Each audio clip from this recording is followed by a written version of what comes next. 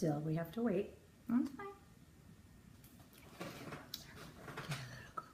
fine. Wait, my questions. Okay. Anyone? Anyone? Anyone?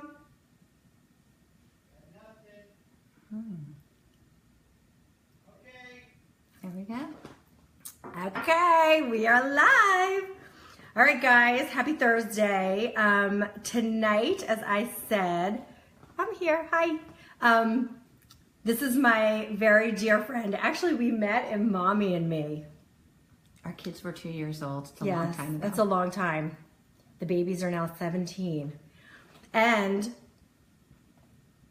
my son failed separation, so did Emily. Badly. Badly. Do not separate. Do you think they want to go to college? I think, Spencer's ready to go out of state. It's actually really funny. You think your kids are never going to survive. You think they're never going to get out of that crazy funk. So maybe we knew something in letting them cry it out. Yeah, I guess so. Well, we're not so terrible, are we?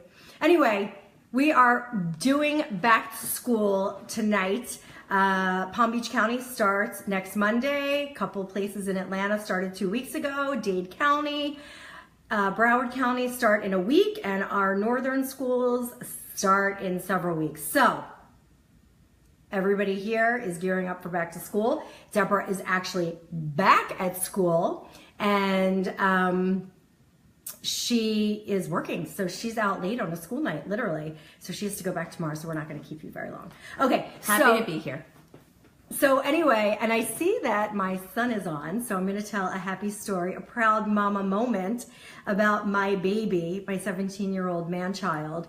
And I wanted to share a very, very proud moment. So as a mommy of a child who has always required special instructions to teachers, I am very proud mama moment. Yes, I am very, so what I used to have to do is go into the schools and give them all of the behavioral information about Spencer and ways to redirect him. Some schools he even had a shadow in.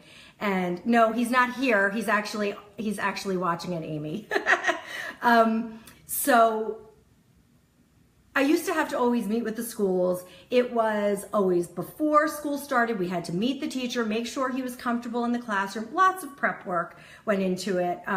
Then by middle school, it eased out a little bit. By high school, I went with him back to school, which is just like 2 days before school starts, pick up the schedule. We would go room to room so that he could map out the walk and figure out where he was going so that he was comfortable. And what I did was I would introduce him to all of the teachers, and I modeled for him what I wanted him to eventually be able to do, which is self-advocate for himself, be able to say what he needs when I'm not there, which is of course always what you want your child to be able to do. So I showed him, I went up, introduced myself. Hi, my name is Elise Montgomery. This is my son, Spencer. He's in your 5th period, blah, blah, blah. He has a 504 plan. Just wanted to let you know, give you a heads up. So if you didn't go over that information in your packet before he got here, I wanted to let you know what it includes. So in 9th grade, I modeled it for him. In 10th grade, I had him do it while I stood back. And this is his first year that he actually went by himself. He drove himself. And he went by himself and he did exactly that. He walked in, he said hi to the teacher, my name is Spencer Montgomery, and let him know that he has a 504 plan. And for those of you who don't know, a 504 plan is just special accommodations, very basic. Spencer has very basic ones, but they can get much more individualized with an IEP program. But these are very basic modifications, extended test time, things like that. That Spencer receives. And I think as a teacher, you probably really appreciate both the information and the gesture. It's so funny you say that because I was just going to jump in. We can see each other's comments, Goofy. Okay, I know. It's so funny. So a couple of things about that. I think I love your approach in terms of modeling, and I think it is so important that parents take their kids around if the child is not ready to do that alone yet. And I think I parents. think certainly when they're freshmen, I mean, Well, it's so certainly, stressful. but I think that parents and children underestimate the impact it has on the relationship immediately with the teacher. The impact between the parent and the teacher? No, and the student and the teacher. By the both. way, Deborah she's a high school school. teacher, but she has two girls. One's in college, one is going to be a senior. So she, knows not just high school children but my and experience teachers. with them as well. Yeah. And I always did what you did, which is to walk them and to have them either to introduce them first so that they would ultimately get that comfort, and as you said, the modeling, so that they would then advocate for themselves and learn to introduce themselves and establish a relationship, because teachers have so many students. So the earliest opportunity you have to stand out, it is amazing. And then I think today, for example, we had students and parents picking up schedules, and I did have somebody come in who had a 504. I had somebody who didn't have a 504, but I had people coming in with different various issues, all sorts of issues, and it helps so much for me to be aware of what those issues are. And I even said to the parent, because I go back and forth with my teacher. Karen said, do high school teachers still want parent involvement? Yes. It's a really good question. Yes, Karen. So what I was going to say is, I said to this mother, particularly at the earlier age, freshman is completely appropriate, Karen. Mm-hmm. So I said, and email me. No, I don't want you to email me every single day, but check in. Check in like check how? In. Like send an email. how I said often? like once a week. Once So a week. once a Wow. week. I don't. Really? To start, if there's a concern. So this particular parent said that this child may be in over her head. Okay, the child may be in over her head. No, I shouldn't have come, Spencer. That's the whole point. That I shouldn't have come. I'm so proud of you. Oh, baby. No, Deborah was saying as a freshman that the parent, she really appreciates when the parents come. No. Okay, go ahead. I'm sorry. Okay, I know that's Spencer okay. had written in. Okay, that's okay. So when they're fresh, so this parent said that this child may be in over her head, and I said initially, absolutely touch base with me once a week. Remind me that I should be looking out for your child, because I have 130 students. So it's quite possible that I'm going to forget, what is this particular child's issue. So I think that a gentle reminder. Reminder, Mrs. Posner, or whoever it is, I just want to remind you that my child has this particular issue. We spoke. Could you just let me know if there's anything going on that I should be aware of? When is too much? When is it too much? When does it shift from appropriate to hover pain in the ass? When does that shift happen? I think that parents need to be sensitive and listen to what the teacher is saying. Do you get that a lot, where you will actually answer them and they won't follow through? Yeah, and then they'll keep emailing. Right. So then they'll keep emailing. But the thing is, stop wasting my time. Well, and if they tell you your child is doing great, your child is fine, I'll let you know, then back off. Okay, let me ask you this. What about when the parent thinks the child's not doing great and you're like, the child's fine?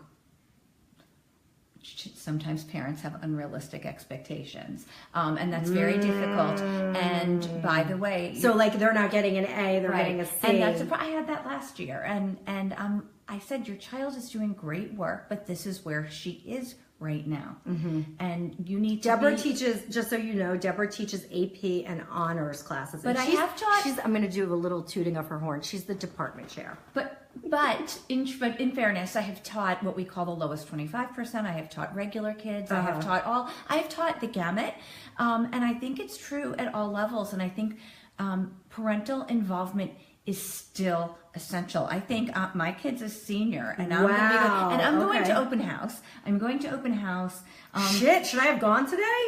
No, open house wasn't today. No, I know, but I'm saying, should I have gone around with him today? Gone around? With him to go to get his classrooms and his schedule and meet the teachers. No. Damn, should I have gone for real? No. Okay, just open house.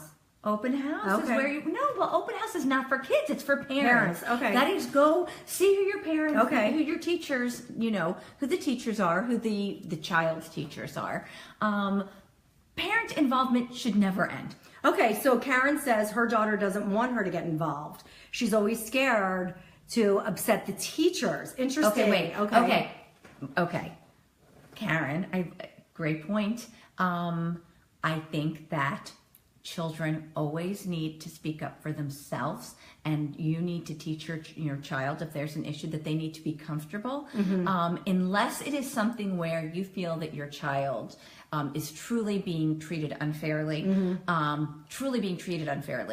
being done a disservice, or where there's an emotional impact, then stay out of it. Leah is scared. She said Leah's scared. But there needs to be more specific context. You know what I'm saying? For me, I don't know. Scared of what? Is it?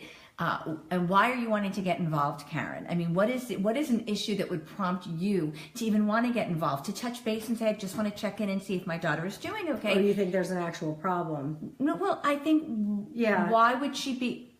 I don't. Right. You need some context. Karen, let us know why you want to get involved. If you're just touching base, absolutely you should be touching base. Exactly. There's no reason. And that wouldn't that would not upset a teacher, you touching base. Yeah. So, but I do hear, this test, they're giving us too much work. They're giving us, do you ever get any emails about that? I don't. You don't? I don't. Okay. I'm very balanced. I'm balanced, but there are teachers. I think I'm balanced. And again, I look at teaching, for me, I think I have a different approach. I look at it as a parent, and I look at it as a teacher. So I've really tried to balance the amount of work that I give. And I am very respectful of my students. And if they were to say to me, can you please consider the fact that you've just given us this amount of work? And I will tell them they can communicate with me. They can speak to me directly. I don't need a parent to get involved. So if a teacher, so that's really important on those types of things. And now if Spencer's still on, he will let you know that I've actually said to him, he needs to take care of those things. If there's a problem with the curriculum type of things, or he's having difficulty in the class, he needs to go to the teacher directly. And only after he's gone several times and is sort of coming up against a wall will I intervene. Same. And Karen says, just in general, whenever there's a problem, she doesn't want me to contact the teacher, and you respect that. Yeah, unless it's like a major problem, I guess you kind of have to respect that and let them work it out. And unless, as I said, there's some disservice to your child, some injustice, right? Some mental health thing. But don't ever come for the teacher. Like, what if you have a problem with something with the teacher? What would be so you don't ever, the older the children are, the less you want that to come from the parents. Correct. Okay. And I even think, by the way, starting at the middle school level. Okay. I'm going to middle school. I think that children should start to learn if they can. There are those that are just way too timid. I mean, you're not going to change that even in high school. There are going to be those that are too timid. But you know what? You're as a parent, you are not doing your child any favors. By stepping in for them. Unless, as you said, by the way, and I tell this to my students who are junior AP kids, I tell it to my own children, you go, you do the best you can, and if that teacher is not responding to you or respecting you, I will. Okay. I will as a parent. Right. Then I've got your back. Step in. Yeah. Okay, so that's interesting. So you tell even middle schoolers you think that they should be doing that. So I think it's really important for parents to model for the children what they want them to say.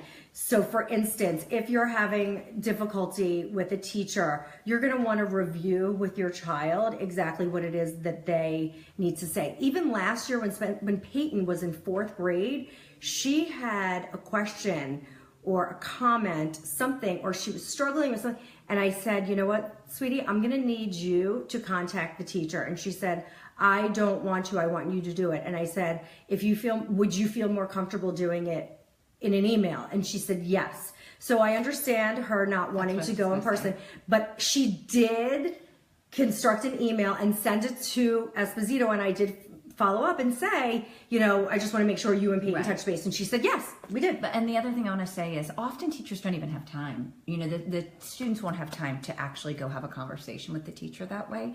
And so often I've had that with my own children, where they will construct emails. And then I can work on them with tone, how to write the email, what's appropriate in the email. Oh, God. And you know what? It's so interesting. What is appropriate? Well, again, it depends on the context, but being, assuming the best, that the teacher has the best intentions, Oh, giving okay. them That's the benefit of the doubt. doubt, right? And then revealing your position or Okay. revealing what your concern is, whatever it might be. But I'm going to tell you something. My older daughter. Maybe always start with a compliment. Well, right. I appreciate all the work you're doing. I know how hard you're working. Right. I know whatever it might be. But that's the same thing. And you're always, I like starting with a compliment. And not being aggressive, not making assumptions. Right. You know, and asking them, That's have really- you thought about, I don't know if you're aware of this, but I just wanted to make you aware. I like that. You know, and the other thing I wanted to say is, so my older daughter is a senior in college. And she has said, Yale. Okay. It's remarkable. She said it's remarkable how many students in college do not know how to communicate with their professors. See, this is why it's so She said important that to start. She said at a that to me young age. recently, and she said to me, "Thank you for always making me do that." She literally said that to me this past semester, and how many she's been able to forge relationships with her professors because of the ability to reach out, her comfort reaching out to them. I think it has to start younger. You Okay. have to encourage it. I think Okay, it has so- long-lasting. Communicating with bosses later in their life. lives, whatever it might be, they have to be comfortable representing themselves. And See, this is my tribe, the parenting pioneers. I want you to hear this loud and proud. You guys have to start this at an early age. And when you do it in preschool, however old you are, at Meet the Teacher, show your children what you are doing. Make them stand there. Say hello to the teacher. Hi, how are you? And do not talk over your child. Do not. No, really, because I have that today. Like I said, I had many parents come in with their children today when they're picking up their schedules, and I love the students who are able to speak for themselves, and the parent who refrains from wanting to speak for them, letting the child do the communicating. So many parents want to jump in. Which is why the second year that I did it with Spencer, I actually physically stood back. Oh, I love Because that. I love didn't want to be a thunder thief. I didn't want to steal his thunder, and I really wanted to make sure that he was communicating the proper information, but I wanted to be physically back so that it was his deal. Yeah. And he had your support if he needed Right. it. And if he needed me to intervene at the end, when it was wrapping up, I could also say, oh, by the way, there was something Spencer didn't mention that was really important in his 504 plan. And by the way, teachers do love, and I know I said this earlier, but they do love parental support. They like knowing that you're there. If there's an issue with a student, who else is going to help them? I mean, I even still say to my students when you're doing your homework, is anybody proofreading your work at home? Because learning is done on so many levels. So you want, okay, because this is a big question about homework, parent involvement, that kind of thing. And I know it changes year to year, elementary school to middle school to high school to AP to not AP, those kinds of things. Why don't we take it from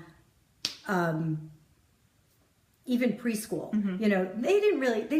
Even preschool, sometimes they had those projects in like pre-K. They don't. Anyway, just help. It's a good way to get started to help. Now, I remember Peyton had a lot of homework when she was in kindergarten. I think she actually had the most homework in kindergarten. Now, this is just my rule. I want you to step in and say what you think.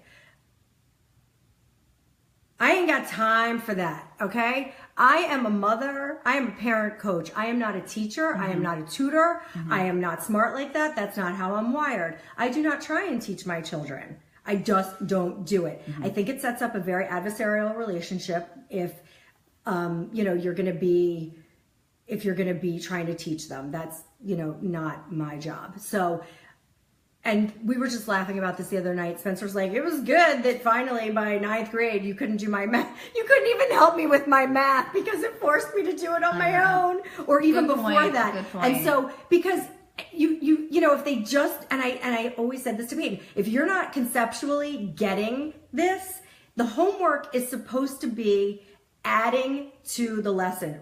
Am I correct? Correct. Reinforcing the lesson. Yeah. The homework should not be teaching. What happens when that comes home from school?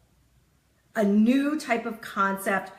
What happens? What is a parent supposed to do with the child? Because here, let me tell you, particularly with the Common Core, The way we teach, that is not what we Well, the way learned. learned is not the way the way we it's learned done is now. not the way they're teaching now. So, you start doing all this stuff and the kid's like, that's not the way they did it in my class. What are we supposed to do? It's a really good question. I'm not familiar with teachers sending home work. That is a new concept, right? Okay. What if it was taught a day ago and it's still But the one thing that is, the you know child what? If you- hasn't latched onto? Again, so I'm not a big fan. I'll tell you what I'm not a big fan of. Mm-hmm. I'm not a big fan of paying tutors, which is a very common Occurrence. current practice. Right? People are doing that. It's like a go-to. And why do you well, not no, like no. it? I'm okay with it, but I think that so often we forget that the first line should be the teacher. There you go. The teacher. The Go teacher see to the teacher. teacher. I've never had, if a student came But the to teacher, me, the child needs to do it. the child needs to do it.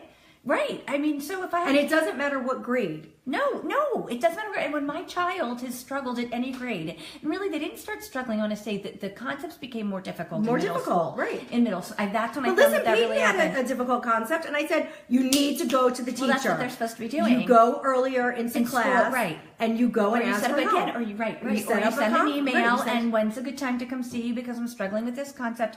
And so even, but when you, so And at that any was what I had level- Peyton do last year. But so many people immediately default to this concept of a tutor, and that drives me crazy as both a teacher and a parent because my child's going to school. The teacher is paid to teach my child. There you go. And why am I going to be paying without first trying as a first line of defense for my child to be seen? And if they need, so this is such an unbelievably useful piece of information. Spencer was in private school, and I did not understand the way the public school worked.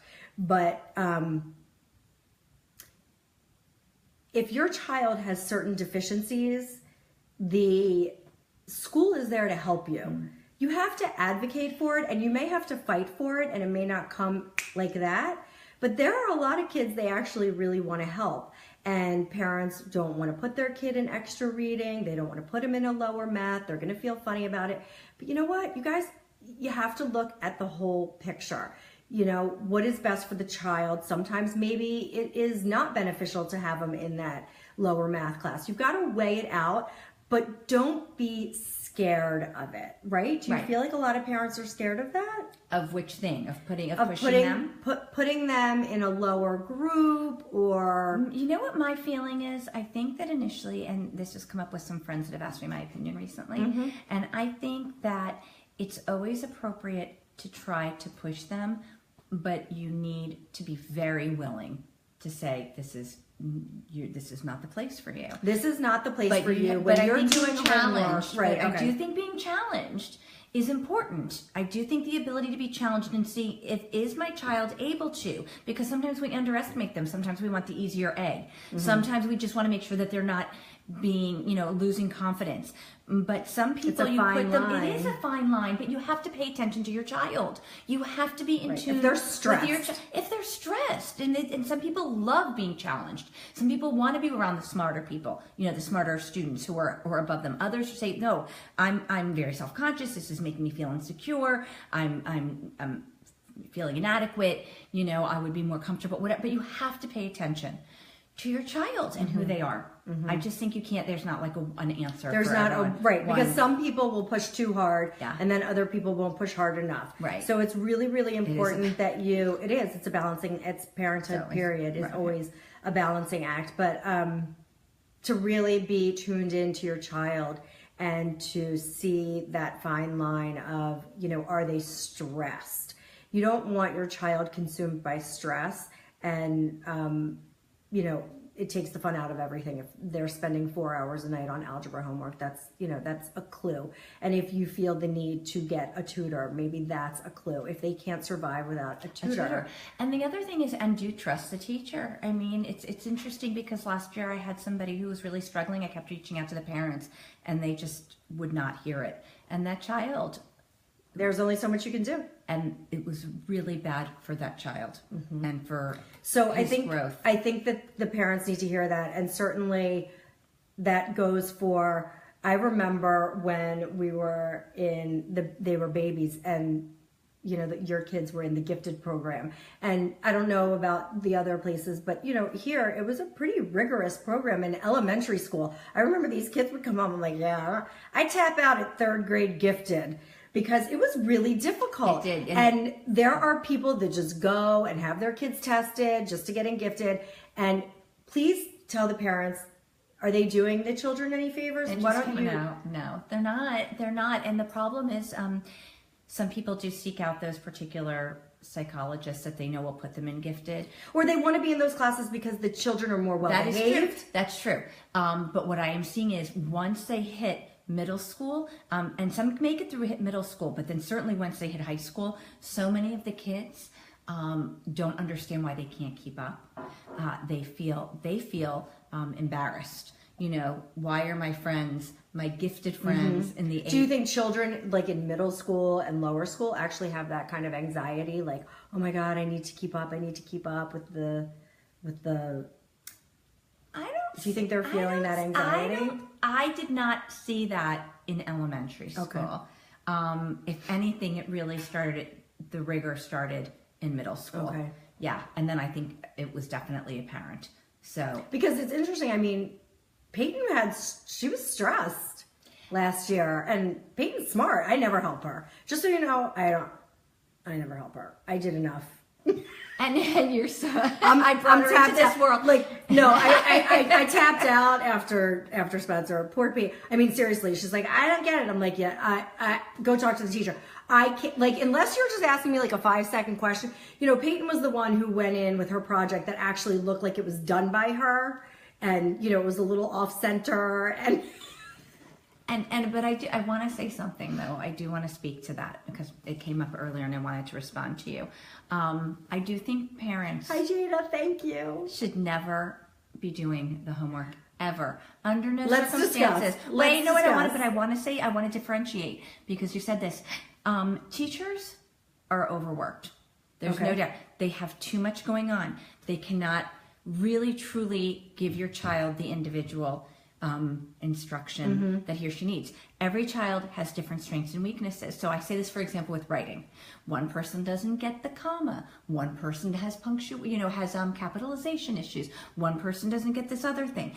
So we're trying to teach a whole class one concept, but That's everybody is tough. different. Okay, but so my point is, as a parent, if you understand a concept, Okay. and your child is at home struggling, or your child is sitting there, say with the paper, Mom, can you read it? I think it takes as many people as can help should be helping. Okay, so it takes a believe village. that. I believe okay, so it takes a I village. may have gone a little. my Extreme, pendulum right here, may have swung. swung a little far to the right because I literally am like, yeah. I just think people need to remember that teachers can only teach so much. They can only do so much. So I just want everybody to know that my kids are watching. Like, hello. Such a proud parenting moment. Are you joking me? My kids are like, Hi, Spencer. Hi, you guys. Peyton. I love you. I love you too. Oh my God. Oh my God. Seriously? Like, that's it. That's all I need. Like, I am 47 years old. This is my job. And my kids have logged on to watch me. I love you guys. And they okay. love you. Okay. That's awesome. Anyway, what were we saying? Oh, the homework. So Peyton, if you're listening, apparently I should be helping you just a little bit more. A little bit if you don't understand. Supporting if she needs it. Yeah, supporting okay. if she needs it. By the way, Peyton's the one that I asked. But I I wanted to say one thing. When I was a kid growing up, I don't know what it was like for you. I would say to my mom if I was reading something, "What does this word mean?" Do you ever ask anybody? And she would turn to me and say, "Go look it up." Of course. Meaning I can't be bothered with that. giving you the You have your answer. phone. I'm not giving you the answer, is the idea, right? So you work on it, you try to figure it out, and if you can't figure it out after you have tried, Yeah. I will help you. Okay, so then maybe the question is, what have you done to try and figure it out? Right. Like what in your book, they get so frustrated. And these are really important self-help skills. This goes back to the self-advocating that your daughter said, Mom, so many people in college can't even approach a teacher. So It's the same thing. These are really, you guys have to understand that when we're talking about these lessons that pertain to school, these are life lessons. School is a life lesson. So do you want your child to be able to talk to professors, talk to a boss, self-advocate, go out and assert themselves looking for an internship in college. In college, students are afraid to go out and look for things and reach out to people and follow up on a letter. Encourage the growth. Don't just yes and no. Encourage independence. Independence. So if they have a question about their homework, then, let's see, what could we do to figure out, how can we figure out the answer? What do you think these steps would require? So many children today have what is now called executive functioning problems. Okay, this is a big, big buzzword. And I can tell you that they don't do shit in the public schools to try and foster executive functioning. You have to go to many different therapists to try and get executive functioning. What is executive functioning? Okay, so executive functioning is having the ability to look at your week, month, organization, structure. Plan how to structure the studying. When am I going to go to the library and do that project? When am I going to do this? I can tell you that by sitting down and doing that for your child is the biggest disservice you could possibly do for them. It's just like doing their homework. What are the questions that you should be asking? It should be, how do you think we should start timing this? When do you think it would be a good time to start studying? Let's put that in your planner. Do not do it for them. Show them, model for them the questions that they should be asking themselves.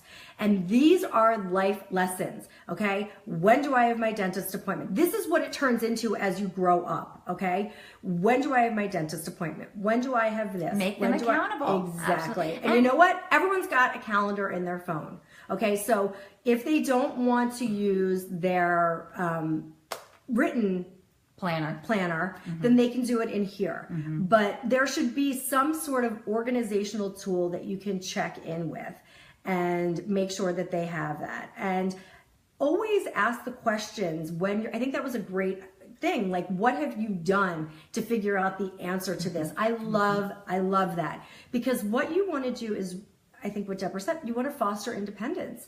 You want to make these kids great, and you can't, and that happens by letting them do it themselves. Yes. And you have to guide them. Listen, children are not going to wake up one day and, Peyton didn't wake up one day and say, oh, I have a question. I think I'm going to email the teacher and set up a one-on-one time with her. That's not how it happens. But you know what? It's so interesting because you hear this even at the college level. So I've been going on college tours because of my rising senior, and I've done it before.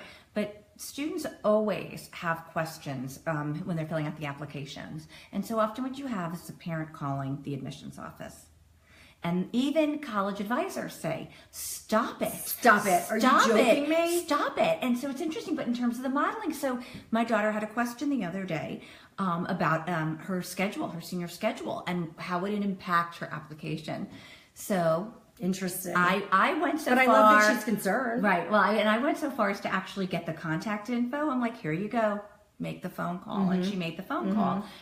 I was always so impressed with Joe's kids. He was like, oh, okay, yeah, you sent in 30 applications, great. All kinds of grants and scholarships were applied for on their own. He never looked at anything. But that's up. Unrealistic too. You have to recognize they're different. That's an extreme. You know what I'm saying? Okay. They're, that in fairness, I had that with one of them. Okay. I know that's unusual. Okay. So that degree of initiative, you know what I'm saying? Okay. That degree, if we can get there, it's amazing. There are those, but you don't have to be at that level necessarily. Okay. There was certainly something to aspire to. Okay. I think we covered all of my questions. Is there anything? I mean, we didn't really talk about this. There are still a lot of students going back to school that are, still a couple weeks away. Anything kids can do to prepare. We talked a lot about what teachers want, things like that, in the upcoming year, which I think is amazing. To me, such good insight from Deborah.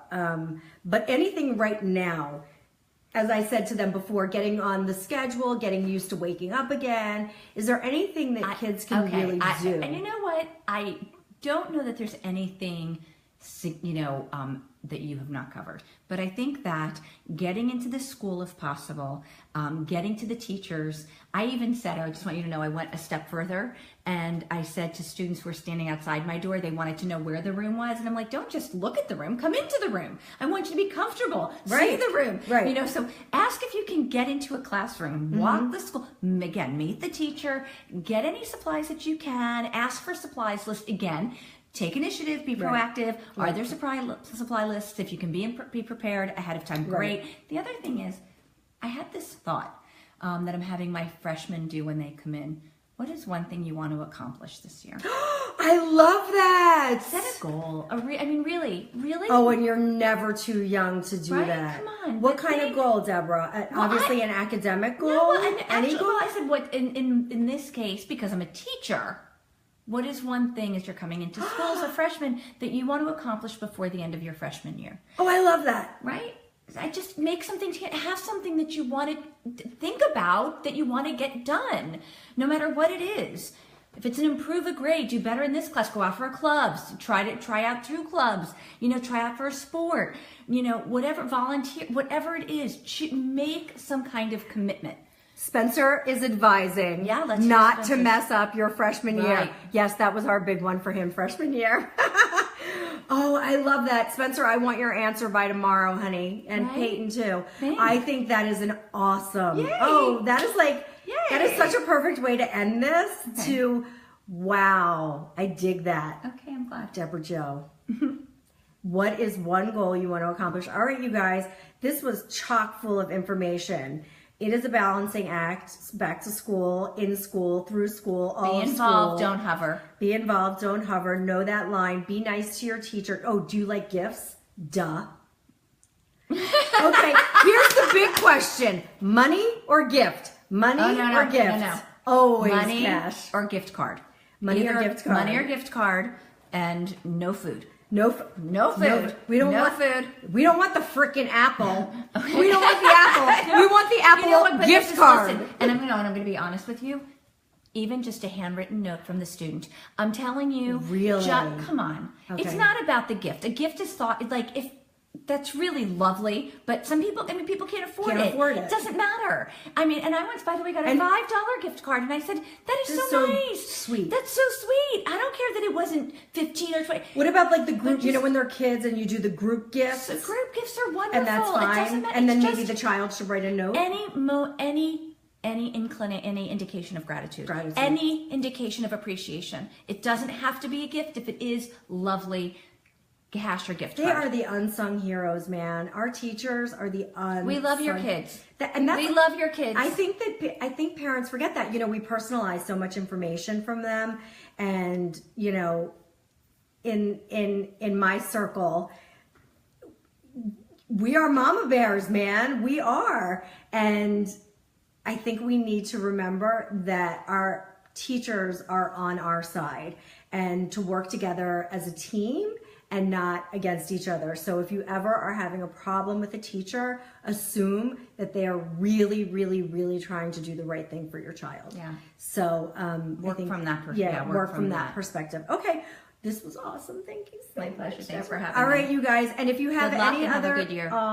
And if you guys have any other questions for Deborah, just put them down below. Thank you all. You can always reach out to me. Yeah. Happy to help. And that's good. So if you guys ever have any questions, you can like private message me. I know not everybody likes to be so public with their information. So if you guys ever have a question, you don't have to post it on the site. You guys can instant message me or direct message me or Facebook message me, whatever the hell it's called.